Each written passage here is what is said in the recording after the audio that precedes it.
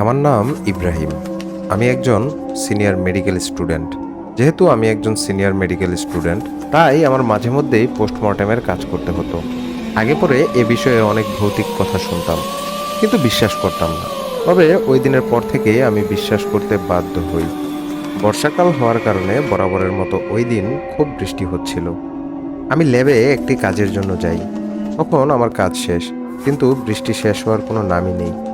যার কারণে আমি ওই দিন অফিস রুমেই থেকে যাই। এরপর একসময় হঠাৎ শোনা গেল অ্যাম্বুলেন্সের আওয়াজ।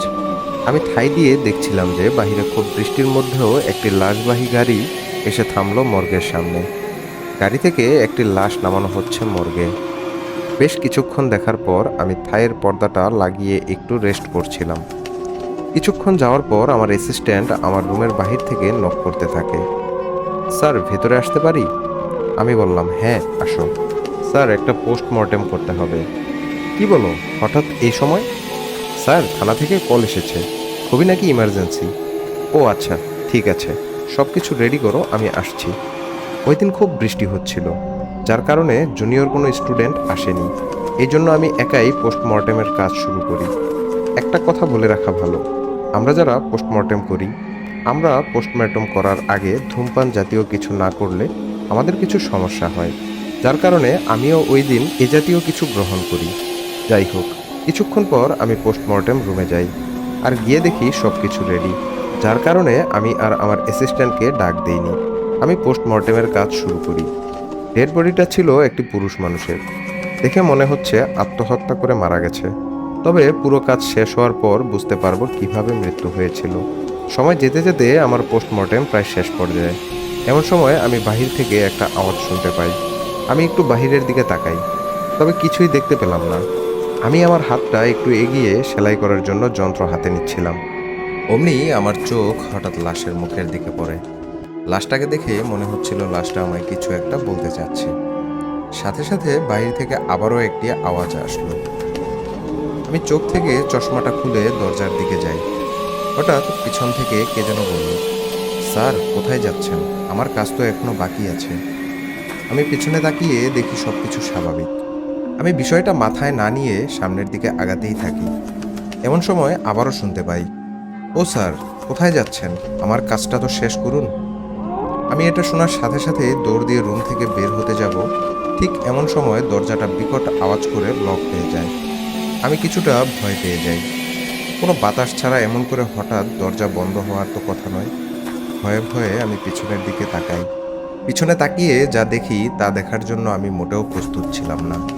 আমি দেখি সেই লাশটা উঠে বসেছে। নিজেকে শান্ত রাখার জন্য তখনও আমি ভাবছিলাম, হয়তো আমার মানসিক অবস্থার অবনতির কারণে আমার এরকম লাগছে। এবার হঠাৎ করে দেখি সেই লাশটা আমার দিকে তাকিয়ে আছে আর বলছে, স্যার, আমার কাজটা শেষ করুন। এবার আমি যেন জমে যাচ্ছিলাম, কোনো ধরনের নড়াচড়া করতে পারছিলাম না।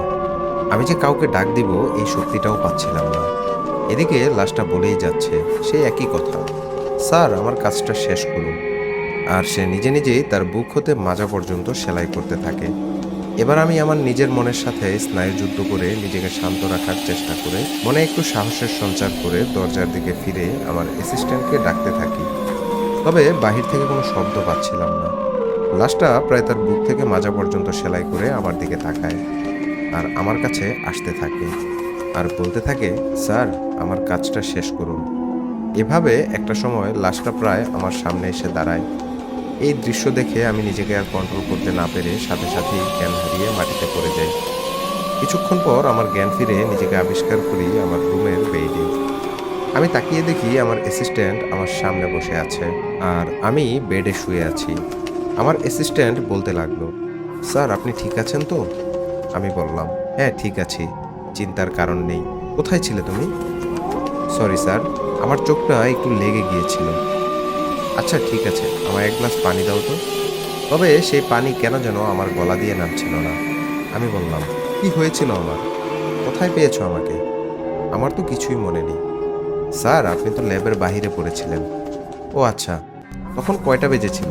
ঘড়ি দেখেছিলে? হ্যাঁ স্যার, তখন প্রায় রাত ৩:৪৮ ছিল। এমনই হবে হয়তো স্যার। যাক, বাদ দাও। ওই লাশটা কি ফ্রিজ করেছো? নাকি না স্যার? সরি, আমি আপনার সামনে বসেছিলাম। ভাবছিলাম যদি আপনার কাজ বাকি থাকে, এই কারণে আমি আর ফ্রিজে রাখিনি। থানা থেকে কোনো কল এসেছিল কি? না স্যার, কল তো আসে নাই। কি বলো, কল আসে নাই? ওনারা না বললে ইমার্জেন্সি? এতক্ষণে তো কল দেওয়ার কথা। আচ্ছা ঠিক আছে, তুমি যাও। বেশ কিছুক্ষণ ধরে কেন যেন বুকটা ছটফট করছিল, আর কানে ওই আওয়াজটা বাড়ি খাচ্ছিল। স্যার, আমার কাজটা শেষ করুন। মনটাকে না মানাতে পেরে উঠে দাঁড়ালাম ল্যাব রুমে যাওয়ার উদ্দেশ্যে। গিয়ে যা দেখলাম তা বেশ শকিং ছিল আমার জন্য। এমন দৃশ্য কেউ তার জীবনেও দেখতে চাইবে না। মুহূর্তেই আমার শরীর থেকে ঘাম বের হতে শুরু করে। কিছুতেই বিশ্বাস করতে পারছিলাম না এমনটা কিভাবে হলো। পুরো লাশটা ছিন্ন ভিন্ন হয়ে আছে, হাত একদিকে, মাথা একদিকে, বডি আর একদিকে।